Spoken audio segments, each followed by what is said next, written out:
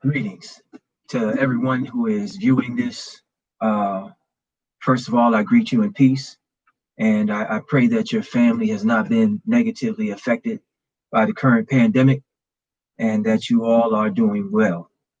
I'm going to share information with you today, and it's taken me a long time to actually sit down and get this video together, even though it's been on my mind and my heart for a very long time to share this information. I actually had the benefit of getting a major piece of information, a new article that really summarizes everything that needs to be said that I'm going to share with you in this particular presentation. And the information that I'm going to share in this presentation will be information that can improve your life qualitatively and extend your life quantitatively. And I'm not exaggerating when I say these things to you, but you might ask yourself, upon what foundation or upon what basis do I have the right to make such a statement? Well, as founder and CEO of the Good Life organization, our motto, of course, live better, stronger, longer. But as the founder of that particular organization, in my personal life, I've had the benefit of living a holistic and pursuing a holistic lifestyle, including being vegan for approximately 28 to 29 years, and ultimately being part of a community that actually had converted the entire community to a vegan lifestyle and became much more health and wellness conscious. But you don't have to take my words for it. What I'm going to do is share with you, pardon me, an article that actually speaks about that particular community and the major progress that had been achieved as a result of modifying our lifestyle. So this particular article was posted in the Commercial Appeal in 1998. And in 1998, a study was done on the community, the African Hebrew Israelite community of Jerusalem, which is a group of people who left the United States in 1967 in accord with the biblical prophecies and returning to our homeland, Northeast Africa and the land of Israel. Not going into that part of the story at this particular time, but I want to tell you about this particular study that took place in 1998. The title of the article reads, Black Community in Israel Beats High Blood Pressure. Study credits clean lifestyle. This is March 29th, 1998. And reading from the article now, it says that their families had the history of hypertension and coronary artery disease so common among Black people. But 204 Black people who moved to Israel and converted to a low-fat, low-salt food, no smoking, and regular exercise turned that around. Listen to these numbers now. Only 6% had high blood pressure, a condition found in over 30% of all Black people in the United States. And while half of all Black women and 32% of all Black men in the United States, this is 1998, remember now. So those figures have exploded. And this is 2020 that we're currently having this particular conversation. But while half of all Black women and 32% of all Black men in the United States were obese, that was true of less than 5% in the African Hebrew Israelite community. The study by doctors at University in Nashville is another piece in the puzzle of whether heredity or environment contributes more to the high hypertension rate among Black Americans. This is a quote. This study comes as close as we have ever been able to come to separating genetics from lifestyle, said Dr. Michelle Hamilton, a cardiologist at the UCLA Medical Center. She said she doesn't think there's any question that genetic tendencies combined with diet, smoking, obesity, and other lifestyle features to make Black people more likely than whites to develop high blood pressure. But the good news is, even for African Americans who may have a genetic predisposition, you may well be able to beat that risk by making favorable life changes, she said. So just talking a little bit about this particular study, there were researchers that came from Waverly Belmont Medical Center, Meharry Medical College, and Vanderbilt University to study the health of the community at that time in 1998. So when a particular uh, ailment or disease reaches 5% or it may even be less than 12% of the population, then scientists are able to actually say that that particular ailment or disease has been eradicated. So for this particular article to go out in 1998 saying that there was a group of Black people that had eradicated hypertension, this is a game changer, first of all, because hypertension is the absolute gateway illness to any illness that you can possibly get. It begins with hypertension. Okay. So Black people disproportionately lead in known cases of hypertension. So this, as I'm laying the foundation for this particular conversation, I'm just letting you know about the premise and the foundation upon which I speak. Because although Black people in other parts of the diaspora suffer disproportionately from all of the major killers, we're talking high blood pressure, diabetes, stroke, heart attack, so forth, the list just goes on. That doesn't necessarily have to be the case. And I've had the benefit of actually being a member of the community and seeing what modifying basic and making good lifestyle choices can do for a person. So I've had the benefit of seeing people in their 70s and 80s going on power walks in the mountains, and no one is alarmed. That's a normal thing. I've the person well, I'm a long distance runner myself, and have completed a few marathons, and the person who actually inspired me to start running marathons actually ran his first marathon at 70 years old. And this was beloved elder Abba Yaakov. And wow, just thinking about him for a moment, a very, very special spirit and human being. But I digress.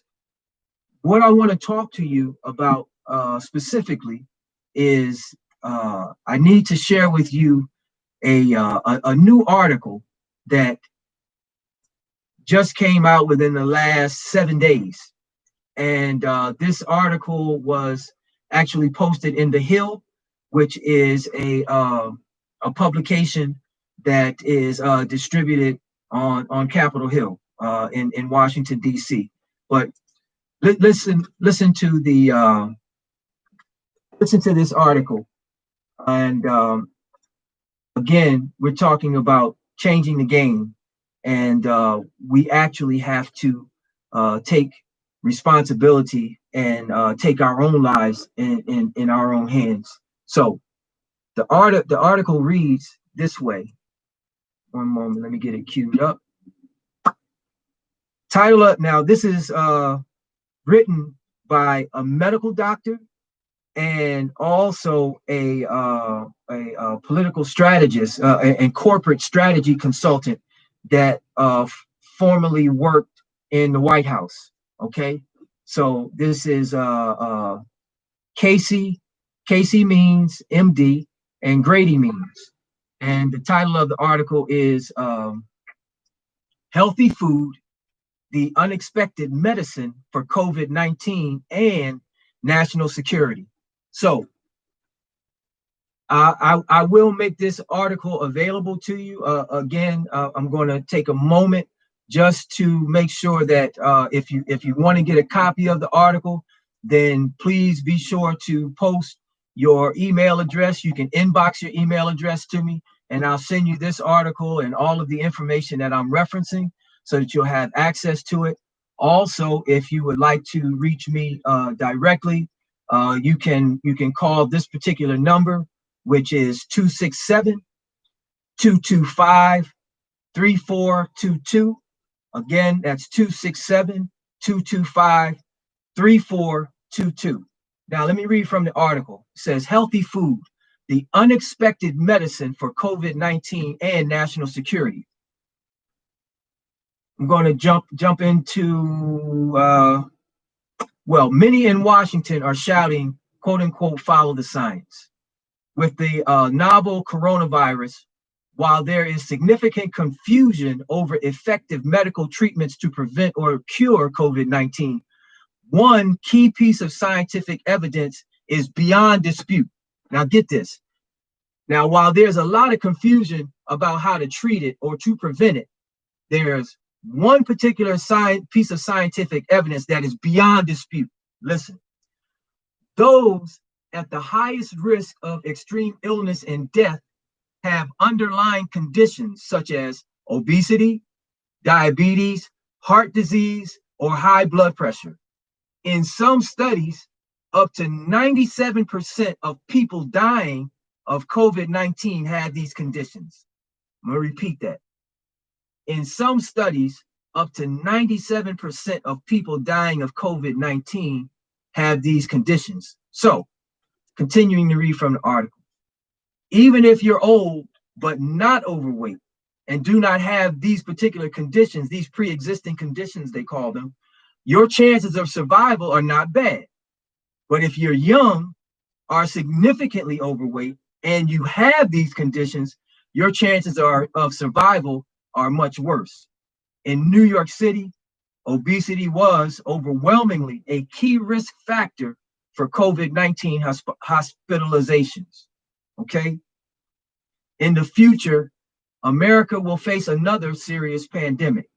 And we've learned from COVID-19 that waiting for medical cures or preventative medicines takes too long and follows huge losses. Further, it is clear that we can't continue to shut down our economy and parts of our military and overwhelm our healthcare system. We need a strategy. So I'm reading directly from the article. I'm not actually interpreting this for you yet. But what I'm saying to you is that as Black, brown people and people of color specifically, that the quote unquote plan that is in place or the recommendations that come forth, they're not specifically designed with you in mind. They're designed primarily for people of European descent. And in fact, I read an article on the World Health Organization website that they're predicting that those, in spite of the fact that there are more cases in the United States than any other country of those that have caught the virus and those that have died, the World Health Organization is still predicting that Africa will be the continent most disproportionately affected by the virus, Africa and India. So you do the math. Though that particular continent and that particular country, they just happen to be populated by Black and brown people. You do the math. We want to continue with the article. From the perspectives of science and national security, the correct strategy is clear. All Americans need to eat healthier foods, lose weight, and get into good physical shape. All of this supports immunity. It is well established that obesity, diabetes, heart disease, and high blood pressure are largely preventable with healthy diet and lifestyle. But healthy living is very difficult for Americans facing relentless advertising for processed and unhealthy foods, addictive salt and sugar, ultra processed food, entrenched and culturally reinforced taste preferences, limited access to healthy foods for many Americans, public policy that subsidizes disease promoting foods, sedentary lifestyle, and a healthcare and medical educational system that still largely emphasizes sick care over prevention. What does that mean? The overall model in the West is one of treatment, which means that as opposed to trying to prevent someone from actually getting these diseases, their model is based upon a profit-oriented model that actually deals with treatment. So the idea is that inevitably people are going to get sick from these particular ailments, and the doctors who have been trained to treat you are more than glad to prescribe however many pills you need for the rest of your life or whatever treatments that you need to get. So it actually creates the type of situation where even if you're a very wealthy person, you can't afford the type of illness that these types of chronic conditions ultimately impact upon your savings and your wealth. Ultimately, your health is your greatest wealth. So what I'm saying to you is that your primary focus must be trying to prevent yourself from ever getting any of these conditions, as opposed to putting yourself in the hands of these people so that they can practice on you. Remember that a medical doctor's operation is actually called a practice, and they're practicing medicine on you. So I'm going to digress from that particular article at this time and go into some other information, and also let you know that I've had the benefit now of, well, let me rewind and take you back perhaps maybe about 2 months in terms of the pandemic.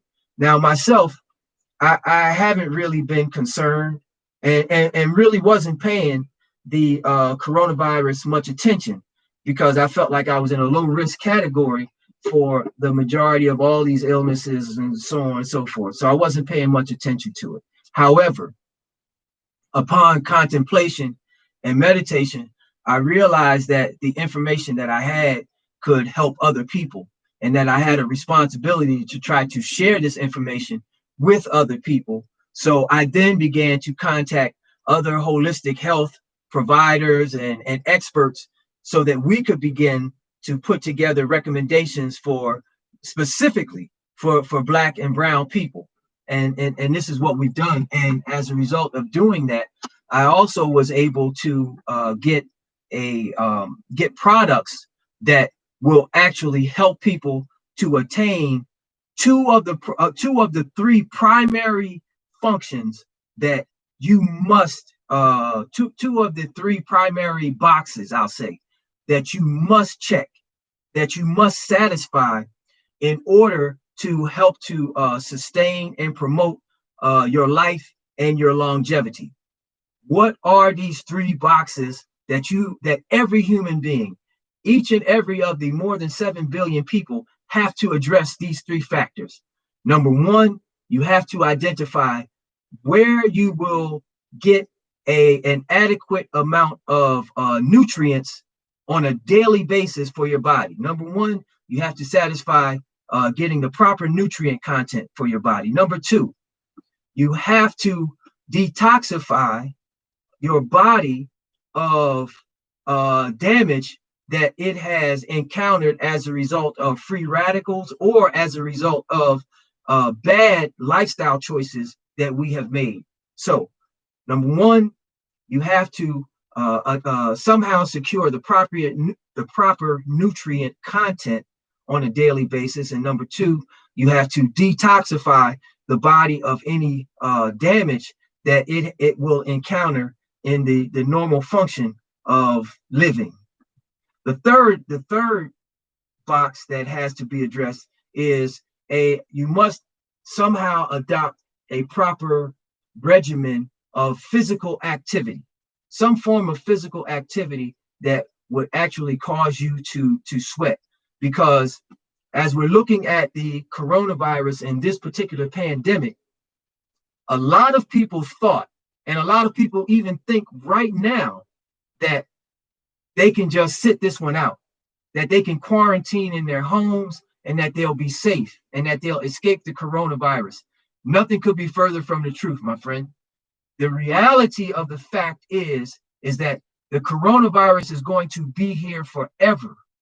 The coronavirus is the coronavirus, actually COVID-19 is just another form of the actual coronavirus. There are several coronaviruses, and one of them is actually influenza or the common cold. Now, the point I'm making to you is this, is that of all of the viruses that have been identified and that are in existence, not one of them, not one of them, understand what I'm saying, not one of them has been cured. Not one of them. Not even the common cold has been cured. If you recall, a few years ago during the Obama administration, the Ebola virus in Africa, which decimated several communities there, the Ebola virus is still here. The HIV virus is still here. The influenza virus, which millions and millions of people get a flu shot for every year, it's still here. None of these have been eradicated. None of these have been eliminated. None of these have been cured. So what am I saying to you? That first of all, you want to stay as far away from that vaccine when it comes as you possibly can, especially if you're a black or a brown person, a person of color. Why? Well, I'm just going to say Tuskegee experiment, and you can do the math from there. Now, if in fact we will not actually see a cure for the COVID-19 virus, brother Ben, what are you telling me? The most important thing that I can possibly say to you at this time is that you have to do everything that you possibly can to boost your immune system, to strengthen and enhance your immune system, because the coronavirus is not going anywhere. So the question that you should be asking yourself is not whether or not you can escape the coronavirus. The question that you should be asking yourself, and all of us should be asking ourselves, is what can I do in order to increase the likelihood that I will have a positive encounter or a positive outcome at which time that I do come in contact with the coronavirus, because it's here like gravity now and it's not going anywhere. The question you have to ask yourself is, how can I increase the likelihood that I will have a positive outcome once I do come in contact with the coronavirus? And fortunately, as I draw to a close, I've been fortunate enough to discover products that are actually game changers in this respect. And these particular products come from a plant-based source, an organic and a plant-based source. Two of the products which help us to address the two main points of the three, which I just mentioned to you, which are, where will you get your nutrient content on a daily basis? And number two, how can you detoxify your system of any damage that has been done to it by faulty or bad lifestyle choices, or free radicals and naturally occurring damage just as a result of living day to day in the world. Now,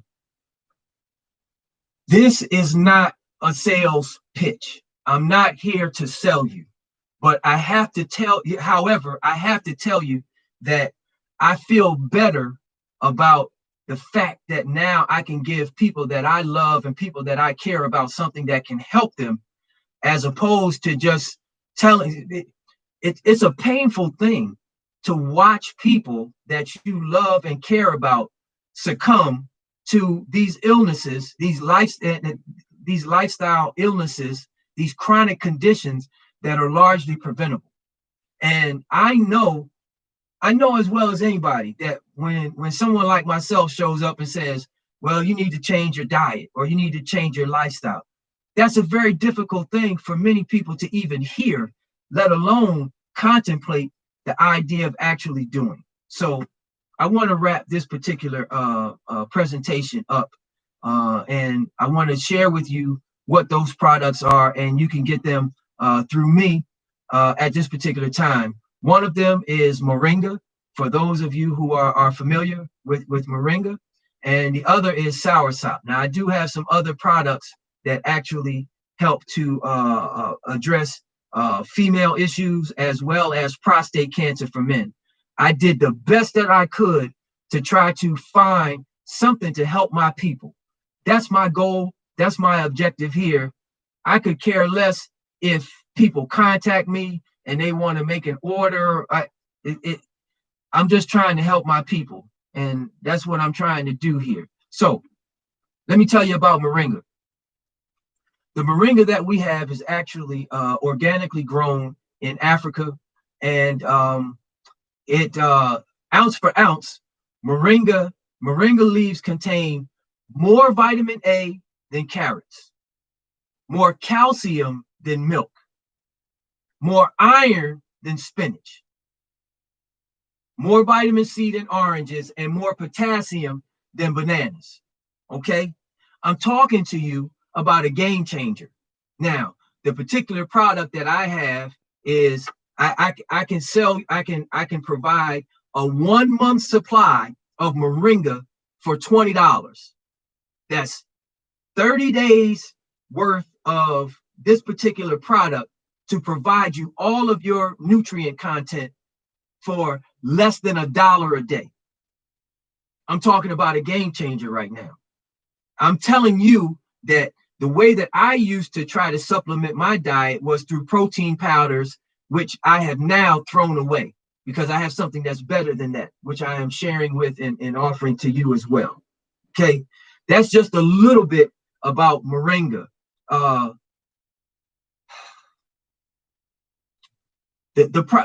Listen, this is what you do. Send your email address to me and I'll give you the fact sheet, not the fact sheet that I wrote up, but the fact sheet that was provided by what is the university? Let me find the name of it here. It was not Meharry Medical College, Purdue. Purdue University and Johns Hopkins in Baltimore. I'm going to send you the study that they did on Moringa and the study that Purdue University did on Soursop. I'm talking about a game changer because at the end of the day, we're going to have to take our own lives into our own hands. People, if you're relying on information that's coming from the executive office at this time, have you not noticed that they have a particular penchant for not telling the truth? And you're going to entrust the information that's coming from that particular body? If that's your plan, you need a plan. I want to talk to you about Soursop, and then I'm going to close. The second objective that you must satisfy, I don't care who you are, I don't care what color you are, I don't care what your belief is, I don't care what you do, what you think, what you feel,